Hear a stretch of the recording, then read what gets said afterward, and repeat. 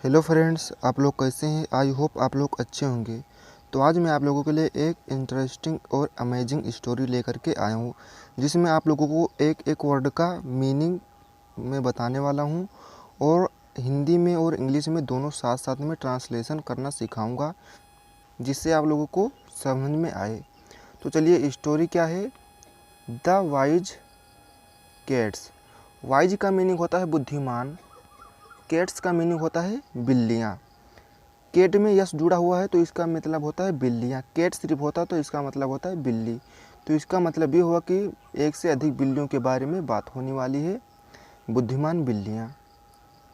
Once एक बार, ये एक, वाइट सफ़ेद, कैट बिल्ली, एंड और ये एक, ब्लैक काली, कैट बिल्ली, वियर थे, क्रॉसिंग पार कर रहे थे, ये एक, ब्रिज BRIDGE इसका मतलब होता है पुल, ओवर ये माने एक, स्ट्रीम यानी कि धारा को, नदी में क्या होता है धारा, ओवर यानी कि नदी के ऊपर क्या बना था पुल, तो इसके लिए वो ओवर प्रयोग हो। जैसे कि आप छत के ऊपर ठाड़ हैं, स्टैंड हैं, तो आप क्या कहेंगे, I am standing over the roof.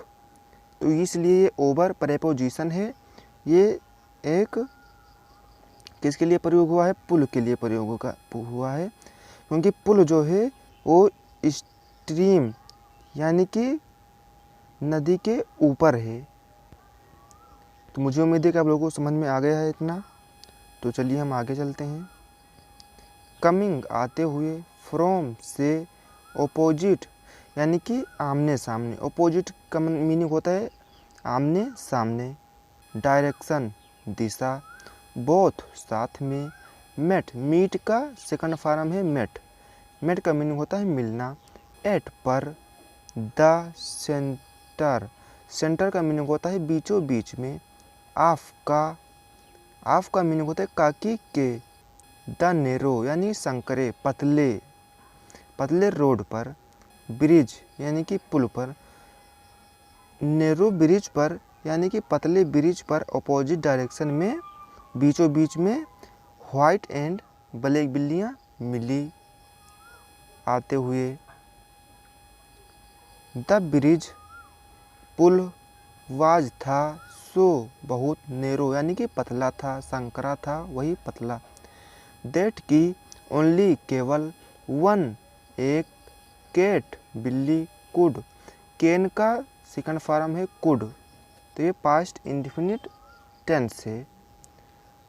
Cross, cross का मीनिंग होता है पार करना, इट इसे, एट पर, ये टाइम एक समय पर, दोनों बिल्लियाँ क्या चाहती थी कि मैं इस ब्रिज को पार कर लूँ, और वो ब्रिज क्या था, संकरा था यानी कि पतला था, नेरो था। चलिए हम लोग आगे चलते हैं।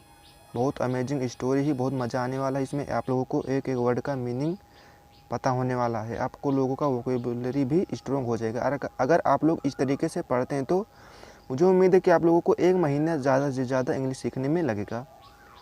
तो चलिए, वाइट सफ़ेद, कैट बिल्ली, सेड बोली, यानी कि सफ़ेद बिल्ली बोली, किससे बोली, टू, ये प्रेपोजिशन है, कहीं पर जाना, या ये क्या कर रहा है, अपनी बात को शेयर कर रहा है, किससे, द ब्लैक काली कैट बिल्ली से।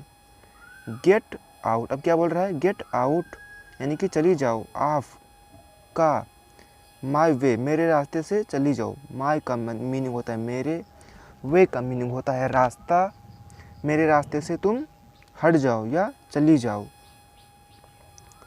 ब्लैक काली, कैट बिल्ली, शॉउटेड यानी चिल्लाई, बैक कह रही कि तुम वापस चली जाओ, नो वे मेरे रास्ते से तुम वापस चली जाओ, मूव यानी कि चलना दौड़ना, कोई भी चीज़ क्या होता है, अगर आप चल रहे हैं तो आप क्या हो रहे हैं, मूव कर रहे हैं, बैक वापस, आर या, आई मैं, विल ये फ्यूचर इंडेफिनिट टेंस से, थ्रो का मीनिंग होता है फेंकना, यू तुम्हें, इनटू स्ट्रीम यानी कि नदी में मैं नहीं तो तुमको फेंक दूँ, कौन बोला, ब्लैक बिल्ली बोली कि मेरे रास्ते से तुम चली जाओ, वरना मैं तुम्हें स्ट्रीम यानी कि नदी में तुम्हें फेंक दूंगी, थ्रो कर दूंगी। थ्रो का मीनिंग होता है फेंकना।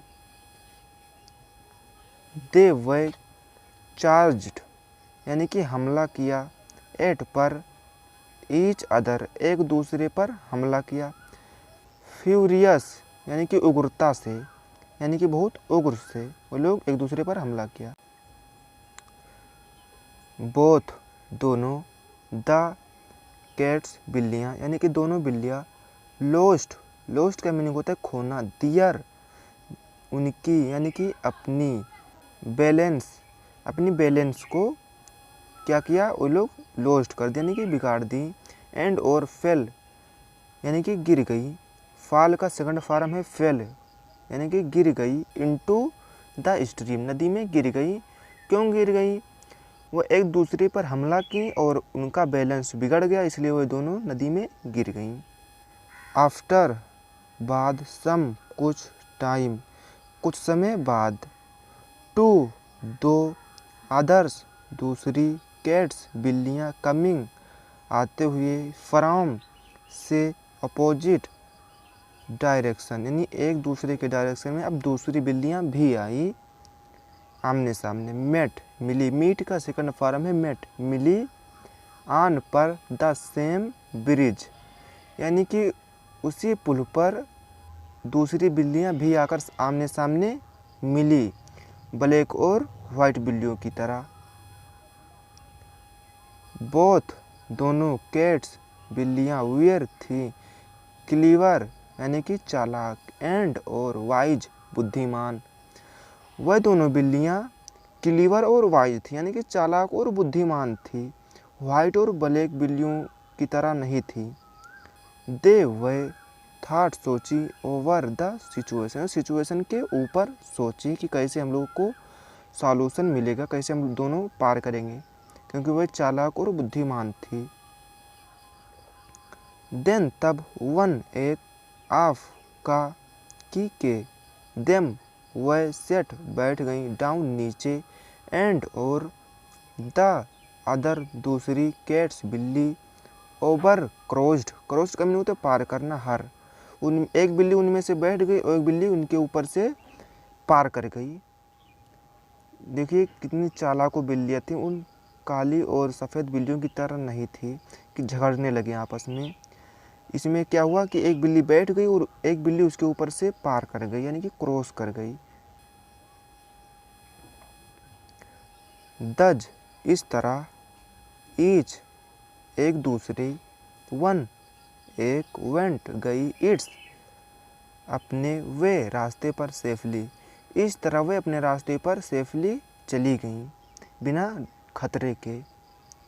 इफ़ का मीनिंग होता है अगर, दे वे आल्सो भी, एक्टेड यानी कि लड़ती एक्ट करती, फुलिसली मूर्खता से, लाइक द एरलायर यानी कि पहली बिल्ली की तरह जो ब्लैक और वाइट बिल्ली थी, अगर उसी की तरह वे ये भी दोनों बिल्लियाँ लड़ती तो क्या होता, ये भी दोनों बिल्लियाँ क्या होती, गिर जाती स्ट्रीम में नदी में। वंस एक, दे वे टू बहुत, वुड हैव फॉलन उसी बिल्लियों की तरह ये भी गिर जाती, कहाँ गिर जाती, इन द रिवर नदी में गिर जाती पहली बिल्लियों की तरह। एरलेयर वंस पहली बिल्लियों की तरह ये भी नदी में गिर जाती, वो अपनी जान गंवा देती अगर ये दोनों लड़ती पहली बिल्लियों की तरह तब। हॉट हॉट का मीनिंग होता है गरम, हेड्स का मीनिंग होता है मूड या सिर, लॉस का मीनिंग होता है खोना। अब आप लोग बोलोगे कि इसका मीनिंग क्या होगा, अगर आपका दिमाग यानी कि शरीर गर्म है यानी कि आप बहुत गुस्से में हो, उसके लिए प्रयोग हुआ है हॉट। तो आपका दिमाग क्या रहेगा, गर्म रहेगा, यानी कि आप गुस्से में होगे तो क्या होगा, कुछ ना कुछ गलत होने वाला ही होगा। कूल शांत यानी कि ठंडा रहेगा तभी तो शांत होगा। माइंड यानी दिमाग, विन जब कूल माइंड रहेगा तो क्या होगा, आप जीतोगे, विन का मीनिंग जीतना। तो इसको हम लोग बोल सकते हैं क्रोध से हानि और शांत दिमाग से प्रसन्नता या सफलता प्राप्त होती है। तो हमारा स्टोरी मोरल के साथ समाप्त हो चुका है। अगर आप लोगों को कुछ सीखने को नया मिला है तो आप लोग हमारे चैनल को सब्सक्राइब कर लीजिए और बेल आइकन को प्रेस कर लीजिए। Thank you. जय हिंद।